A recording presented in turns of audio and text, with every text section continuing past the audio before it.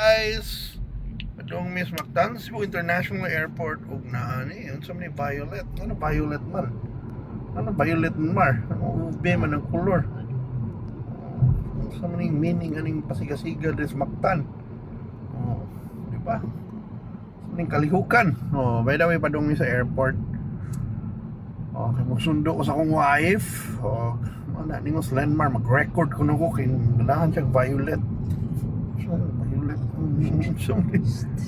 Record ko no. Record mo ko ani violet. Oh. Violet na daan. Oh. Bitaw nito palang color na violet no nag-ube. Pero Ubi halaya. Oh, ube halaya ko kay taga Budjol man siya. Oh, pero mao na. And ni now sa Lapu-Lapu City LLC.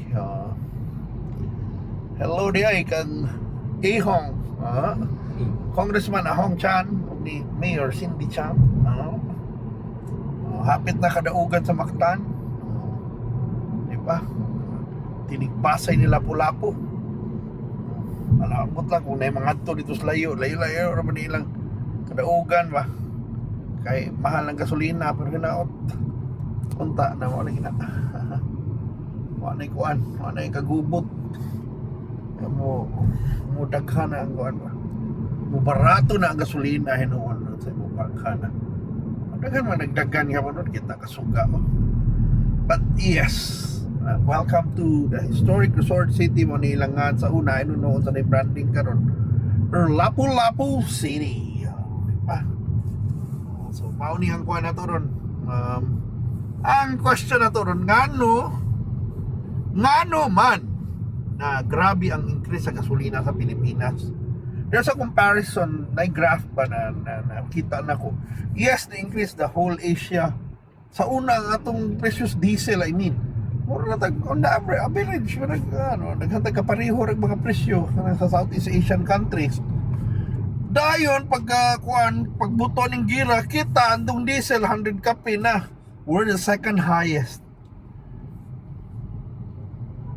Ang first is Singapore mga 146.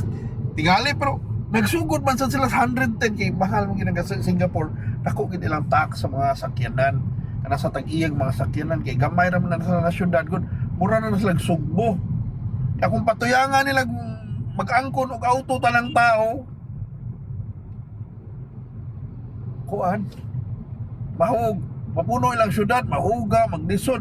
So what they did is nasli maayo na public transit na kanang traffic kanang public transport sa mga train bus nasa mga gamit taxi pero ang ilang kuan para i-discourage ang mga tama malitong auto ilang gidoble ang presyo sa auto.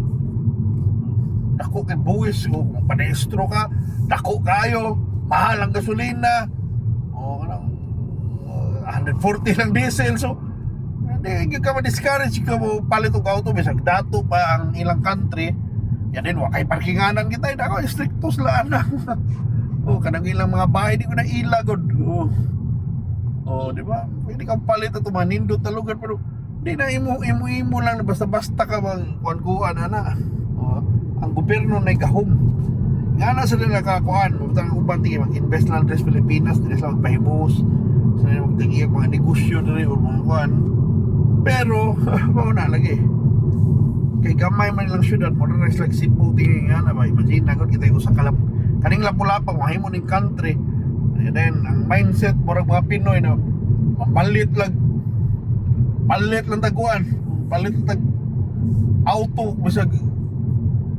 mo kana magkinsa palita ka lang zero interest down zero kana nga na ba di na mahimo di mapuno na yung nasod di ba kagubot na di lang only mapuno mag-pollution pa sumanang gimahal na nila ito hindi mahal bagod yan mawa say pangarap sa mga Pinoy maka-auto tanan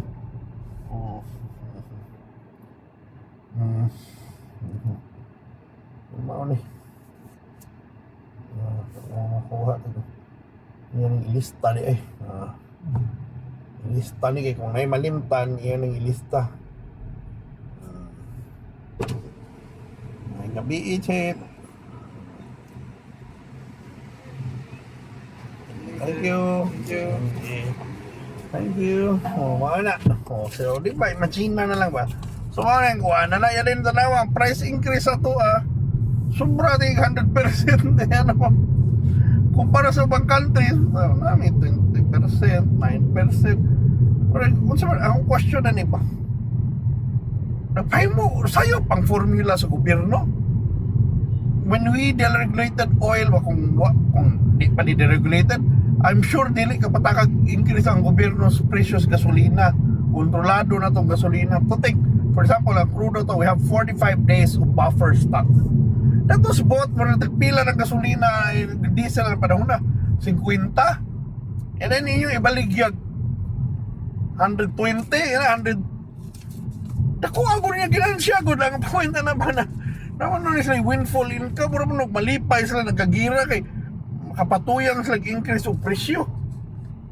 O diba? Mga naikuha na ba? So that's the question to Simon Tago. Nag-iila pa rin business side. Ang point mo na is dapat na mo'y malasakit because kung mag-increase ang gasolina, kaling crudo mo, doble ang presyo ba inyo na ituhudan ninyo kay kami nagbuot sa market mo kay tungod sa inyong formula. Then think of the inflationary effects. Magkalisod ang mga tao, magkagubot ang mga tao. So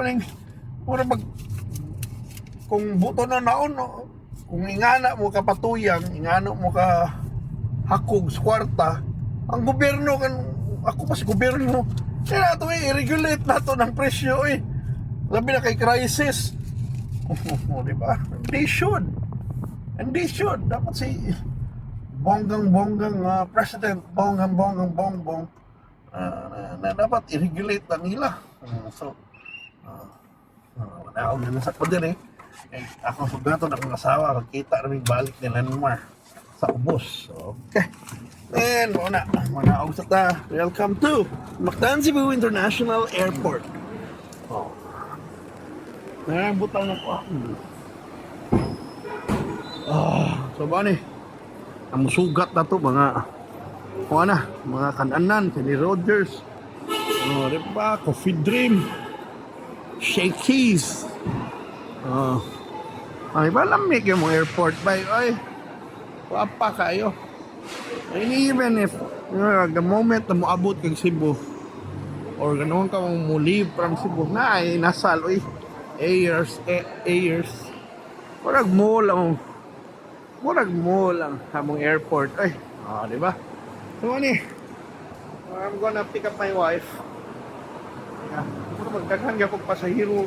So yun nangabot to. Di ba tanawa god, it's a lively airport here in Cebu. Murag mall from Bo's Coffee, Zip and Sip. Cebu's original lechon belly, Leyland Potato Corner, Imperial Tea. Power kayo and welcome to Cebu, guys.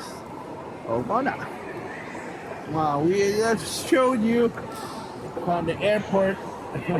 Pero kung inguna na ba na if these companies ba dagko kay ginansya ba wala kahuna-huna ba na by putting pressure sa atong economy na idubli na to ang fuel prices, they're like putting pressure na ang ilang pahirapan is not the rich people, it's not ito na yung malitang kwarta.